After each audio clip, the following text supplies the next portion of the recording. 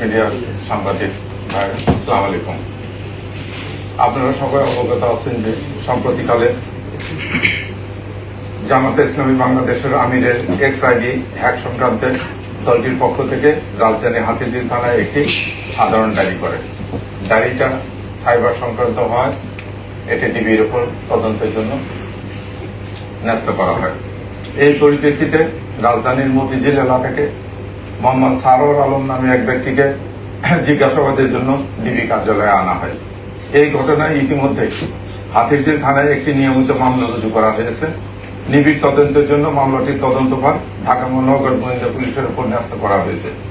জিজ্ঞাসাবাদের জন্য আনিত ব্যক্তির কর্মস্থল হতে তার ব্যবহৃত মোবাইল ফোন, কম্পিউটারের হার্ড ডিস্ক এবং অন্যান্য ইলেকট্রনিক সামগ্রী জব্দ করা হয়েছে। স্বচ্ছ ও নিরপেক্ষ তদন্তের স্বার্থে জব্দকৃত আলামতসমূহে ফরেনসিক পরীক্ষা করা একান্ত প্রয়োজন। বিশেষজ্ঞের মতামত প্রাপ্তি সাপেক্ষে তদন্ত কার্যক্রম অব্যাহত থাকবে। ঢাকা মহানগর গোয়েন্দা পুলিশ বর্তমানে বিষয়টি পেশাদারিত্বের সাথে এবং গুরুত্ব সহকারে তদন্ত করছে।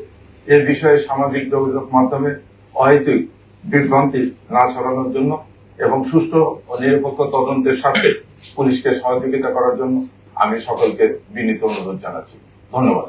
উনি কি গ্রেফতার এই মামলায়? আচ্ছা, প্রশ্ন আপনারা টু দ্য পয়েন্ট করবেন এবং প্রশ্ন রিপিট না করার জন্য বিনীত অনুরোধ জানাচ্ছি। প্রাসঙ্গিক প্রশ্ন করেন। উনি তো সরকারি কর্মকর্তা। ওটাকে নিয়ে আসছেন কয়টার সময়? কালকে মধ্যরাতে। কাল মধ্যরাতে। গ্রেফতার দেখাচ্ছেন কয়টায়? আজকে মামলা যখন হয়েছে গ্রেফতার দেখাচ্ছে হাতিরঝিল থানায়। ওই একজন সরকারি কর্মকর্তাকে আনতে হলে তো আপনার কিছু নিয়ম কানুন আইন আছে, সেইগুলো ফলো করা হয়েছে। জি, কাল কর্তৃপক্ষ থেকে রাষ্ট্রপতির ইয়ে থেকে সচিবালয় থেকে তার জন্য হাতিরঝিল থানায় একটা পারমিশন নিয়ে আসছে। আর জিডি যারা তদন্ত করছেন ওইটা কি এখন পাইছেন তো? না, এখন যেহেতু মামলা হয়েছে জিডিটার সঙ্গে মার্চ হয়ে যাবে। না, জিডি ঘটনা কি মামলায় যে কোনো যাকে গ্রেফতার করছে একই থানায় তো মামলা এবং জিডি হয়েছে। তার কি সংশ্লিষ্ট তো পাইছেন?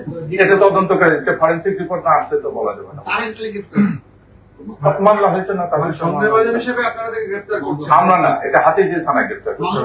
একটা প্রশ্ন করবেন, একটা প্রশ্ন এবং একজন একটা বেশি প্রশ্ন করবেন না, প্রশ্ন রিপিট না করার জন্য অনুরোধ করছি। তাহলে ব্যাপারটা এরকম যে জামাতে ইসলামের পক্ষ থেকে হাতিরঝিল থানায় যে মামলা দায়ের করা হয়েছে সেই মামলায় এফআইআর এ ওনার নাম আছে।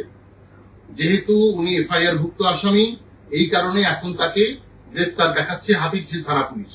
আপনারা জিজ্ঞাসাবাদ শেষ করেছেন। তার ব্যবহৃত যে ডিভাইস গুলো আছে সেইগুলো সিজ করে আপনারা ফরেনসিক পরীক্ষার জন্য পাঠাবেন। কিন্তু যার মোবাইল, যার অ্যাকাউন্ট হ্যাক হয়েছে, যে ডিভাইস থেকে হয়েছে, সেই ডিভাইস কি জব্দ করা হবে? তদন্তের সাথে যা যা করা দরকার সবই করা হবে। মামলা তো কেবল আজকে দায়ের হয়েছে। ধন্যবাদ। একটা প্রশ্ন, সেটা হচ্ছে আমরা যে জিডিটা তদন্ত করব, আপনি ইতিমধ্যে বলেছেন সামাজিক যোগাযোগ মাধ্যমে নানা ধরনের লেখালেখি হচ্ছে, আমরা বিভিন্ন মাধ্যমে জানতে পেরেছি আপনার ডিবি টিম যারা তদন্ত করেছে তারা কোনো ধরনের সম্পৃক্ততা না পাওয়ায় তারা গ্রেফতারে রাজি হয়নি। আপনি তাদেরকে প্রেশার ক্রিয়েট করেছেন এবং আজকে তারা এই সংবাদ সম্মেলন বর্জন করেছে। এই বিষয়ে আপনারা সুনির্দিষ্ট না, মামলা হয়েছে, মামলায় তদন্ত, মামলা হয়েছে, মামলায় গ্রেফতার হয়েছে, মামলা হয়েছে। এটা তো আর জিডির তদন্তের বিষয় না। এটা তো হাতিরঝিল থানায় মামলা হয়েছে। তদন্ত মামলা হলে কারো অপরাধ তদন্ত মামলা হলে আপনারা যাইতে গ্রেফতার করতে পারেন না। যেটা কাটতে বলি প্রাথমিক সত্যতা যদি না পান, যেহেতু জিডি তদন্ত হচ্ছিল, ওই জিডি তদন্তে তার সংশ্লিষ্টতা পাইছেন কিনা, প্রমাণ পাইছেন কিনা? প্রমাণ পাইলে তো মামলা না ছিল। তারপরে যেহেতু মামলা হয়েছে, এখন তো এটা সব একসঙ্গে মার্চ হবে। যথেষ্ট প্রমাণ আছে। ঠিক আছে, ধন্যবাদ। ধন্যবাদ।